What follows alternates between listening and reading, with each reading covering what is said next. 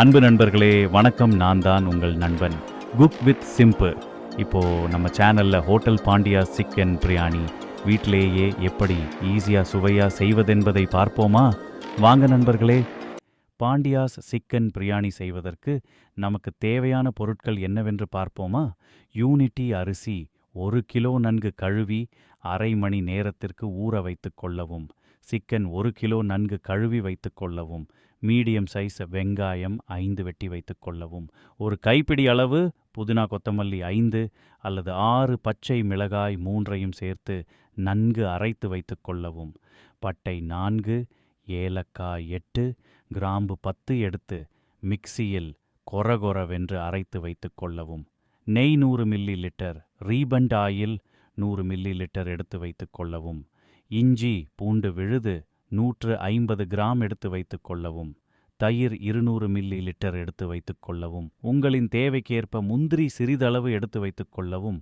வாங்க நண்பர்களே, இப்பொழுது பிரியாணி எப்படி செய்வது என்பதை பார்ப்போம். ரோஸ் எசன்ஸை சொல்ல மறந்துட்டேன்னா 1.5 மூடி எடுத்து வைத்து கொள்ளவும். 1 கிலோ பிரியாணி செய்வதற்கான பாத்திரத்தை அடுப்பில் வைத்து 100 மில்லி லிட்டர் நெய், சிறிதளவு கடல்பாசி மற்றும் அரைத்து வைத்த பட்டை கிராம்பு ஏலக்காய் பொடி சேர்த்து கொள்ளவும். நறுக்கி வைத்த வெங்காயத்தை நன்கு வதக்கவும்.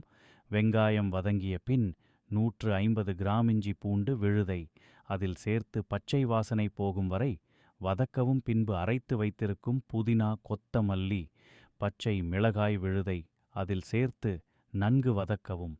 அதனுடன் 1 டேபிள் ஸ்பூன் மஞ்சள் தூள் சேர்த்து கொண்டு தேவையான அளவு உப்பை சேர்த்து கொள்ளவும். பின்பு 200 மில்லி லிட்டர் தயிரை சேர்த்து நன்கு கலக்கவும். பின்பு சிக்கனை மசாலாவுடன் சேர்த்து 10 நிமிடம் வேகவிடவும். பின்பு 1க்கு 1.25 என்ற கணக்கில் அரிசியை அளந்து வைத்த பாத்திரத்தில் தண்ணீரை அளந்து ஊற்றி நன்கு கொதி வரும் வரை மூடி வைத்துவிட்டு நடுவில் திறந்து அதில் ரோஸ் எசன்ஸ் 1.5 மூடி சேர்த்து கலக்கி கொதி வரும் வரை மூடி வைக்கவும்.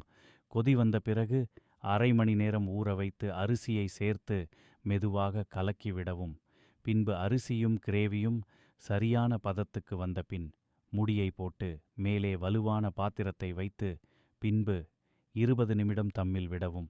பின்பு அடுப்பை சிம்மில் வைத்து பாத்திரத்தை சுற்றி ஆவி வந்தவுடன் அடுப்பை அணைக்கவும். பின்பு திறந்து பார்க்கவும்.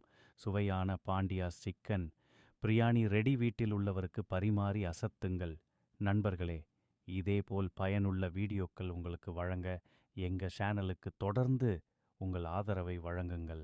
அதுக்கு நீங்கள் செய்ய வேண்டியது எங்கள் சேனலுக்கு லைக் பண்ணுங்கள், ஷேர் பண்ணுங்கள், கமெண்ட் பண்ணுங்கள், மறக்காமல் சப்ஸ்கிரைப் பண்ணுங்கள்.